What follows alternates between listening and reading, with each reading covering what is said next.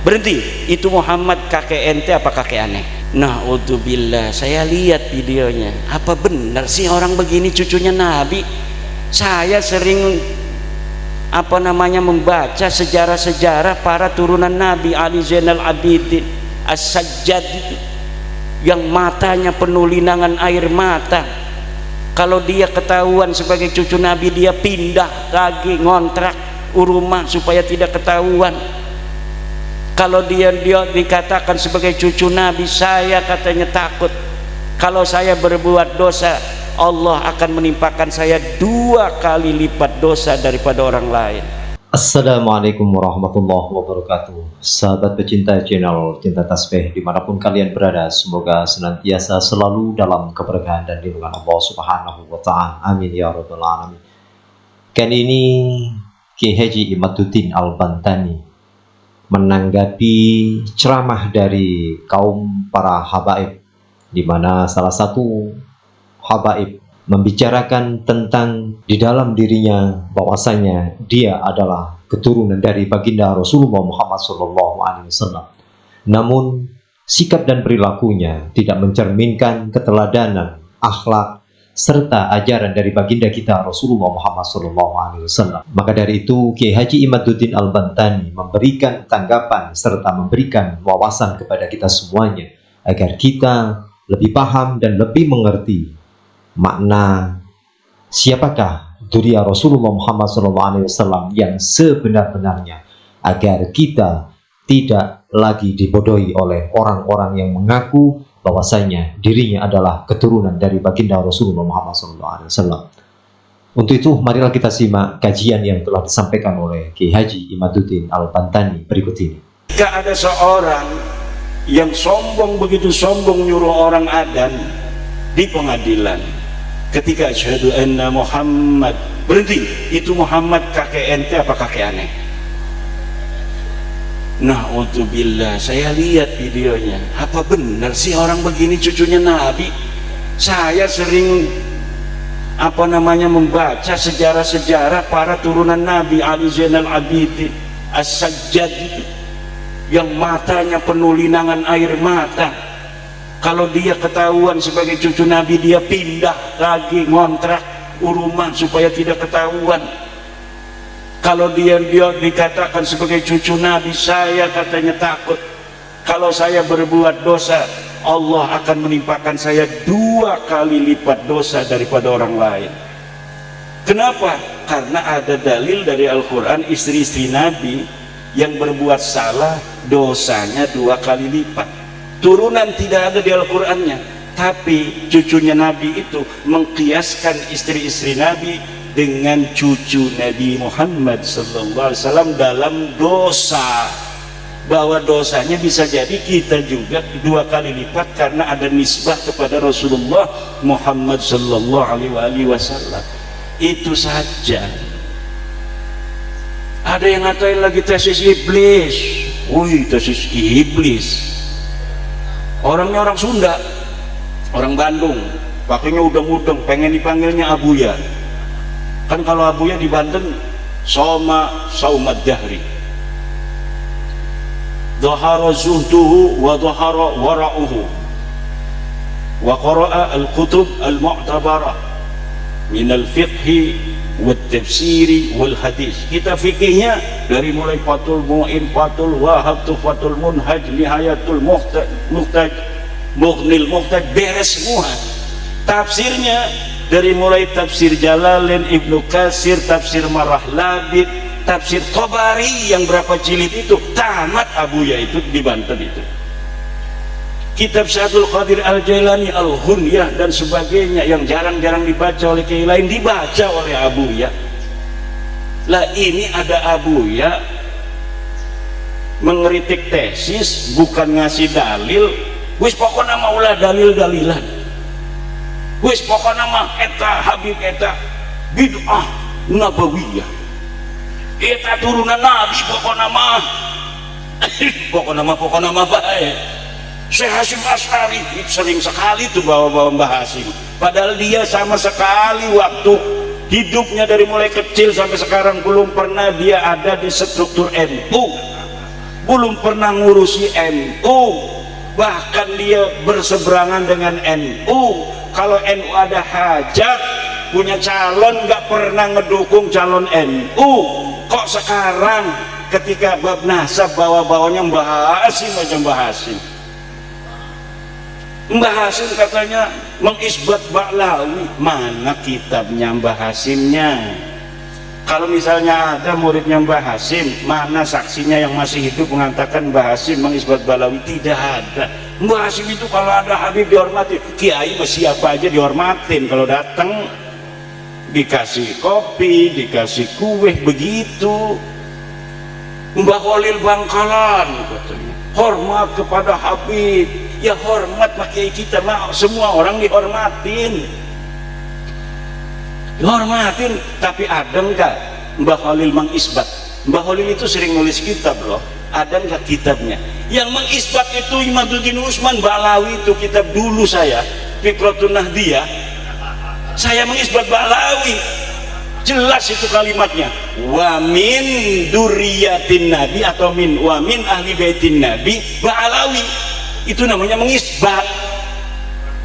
Astagfirullah. Ya kan itu walaysa alaikum junahun fima akhta'tum bihi. Tidak berdosa saya. Makanya Hanif Alatas itu pakai dalilnya kitab saya, ngajar saya. Kalau Imaduddin sekarang itu katanya dia kemasukan apa, tapi ada ulama Banten namanya Syekh Imaduddin Usman Al-Bantani. Wih, lengkap itu dalam kitabnya Al-Fiqratun Nahdiyah. Dia mengisbat Ba'lawi, gimana lagi? Gayanya kan hebat kalau kita kan kurang gaya. Kiai kita itu ngajar Fathul Muin aja.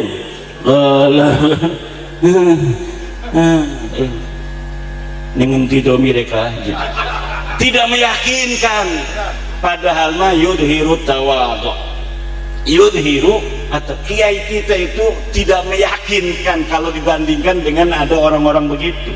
Kalau dulu nggak ada orang begitu ya karena semua begitu beres, tapi karena sekarang ada saingannya tidak fair, framing segala macam wis macam-macam lah gayanya. Akhirnya kiai kita yang betul-betul alim, tafahum fiddin, tafaqquh fiddin, itu kelihatan tidak alim. Sementara orang yang pidatonya hebat, saudara-saudara, wallah DNA itu haram, DNA haram katanya. Meyakinkan, betul tidak? Meyakinkan. Kalau kiai kita itu kumaha etanya, aduh aing mah teu sanggup cenah eta ieu kiai tahajudna sawengi cenah 200 rakaat, waduh jauh aing mah. Tuh kiai saya mah kalau ngaji begitu. Kalau ada cerita kiai-kiai yang katanya tahajudnya 200, dia ngomong, ieu mah lain bangsa urang. Non, lain bangsa urang. Ini mah bukan kelas saya. Selalu ngomong begitu. Tapi zaman sekarang ini karena ada orang-orang yang mengajarkan gaya lain dari gaya Wali Songo yang tawadu, itu kalau ada terangin makrifat, orang yang sudah makrifat pada Allah, dia dalam salat jangankan istrinya, anaknya, dirinya sendiri, Masya Allah, tidak ingat kalau dia sedang salat karena khusyuk kepada Allah. Hari model kiai mah jauh, model kiai mah. Kalau dia tidak menunjuk dirinya, zaman sekarang tuh nunjuknya pada jamaah, model kiai mah jauh. Kalau kiai dulu yang ditunjuk dirinya sendiri. Iya mah jauh, lain bangsa orang. Duduk kelas kita iki, duduk kelasnya kita begitu gaya kiai kita dulu. Makanya ya sekarang gayanya agak dirubah. Allahu Akbar, Masya Allah. Coba tadi lihat anak-anak kita lagi marhaba, tunduk, begitu gaya-gayanya. Karena yang diajarkan ketawaduan, akhlak. Tapi sekarang orang yang lagi marhaba, Allah, waalaikumsalam, nggak ada yang assalamualaikum, waalaikumsalam, lagi marhaba. Ditanya sama orang setelah dari marhaba, Tadi lagi marhaba, kamu ngomong waalaikumsalam, Rasulullah ucap salam kepada kita semua.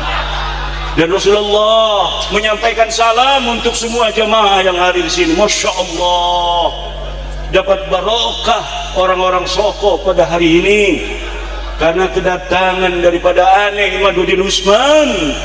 Masya Allah, Rasulullah sampai titik salam kepada kita semua.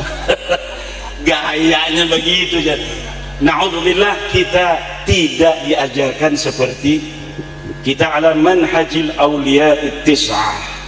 Kita manhaj wali songo yang arif dan bijaksana, berdakwah dengan ramah tidak marah, berdakwah dengan manis tidak bengis, berdakwah dengan beradab tidak biadab. Wallahu huwal muwaffiqu ila aqwamit thoriqin. Wassalamualaikum warahmatullahi wabarakatuh. Sahabat pecinta channel Cinta Tasbih yang dirahmati Allah Subhanahu wa Ta'ala, barusan kita dengarkan bersama-sama apa yang telah disampaikan oleh Ki Haji Imaduddin Al-Bantani tentang sejarah-sejarah Islam, terutama sejarah kaum para habaib yang sampai saat ini mengakui bahwasannya kaum habaib dari Pak Alawi sebagai duriah Rasulullah Muhammad SAW. Akan tetapi bukti dan kitab ataupun DNA yang tidak bisa menunjukkan kebenarannya tentang duriah Rasulullah Muhammad SAW. Di sini mari kita ambil hikmah dan ambil kesimpulan bahwasanya apa yang telah disampaikan oleh Ki Haji Imaduddin bukan berarti kita ini menghina ataupun mencaci ataupun mengadu domba kepada kaum sesama muslim.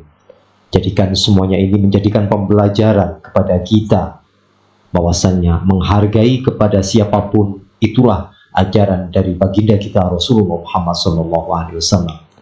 Bukan membenci ataupun menfitnah, namun ini adalah ilmu bagi kita semuanya, ilmu pengetahuan yang selama ini kita tidak mengetahui.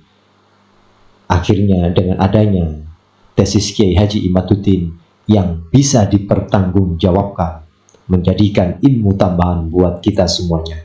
Intinya saling jaga kedamaian, jangan sampai terpecah belah, dan jangan sampai kita fanatik buta. Marilah kita bersama-sama belajar bahwasannya Rasulullah Muhammad SAW tidak pernah mengajarkan kepada kita kebencian kepada siapapun.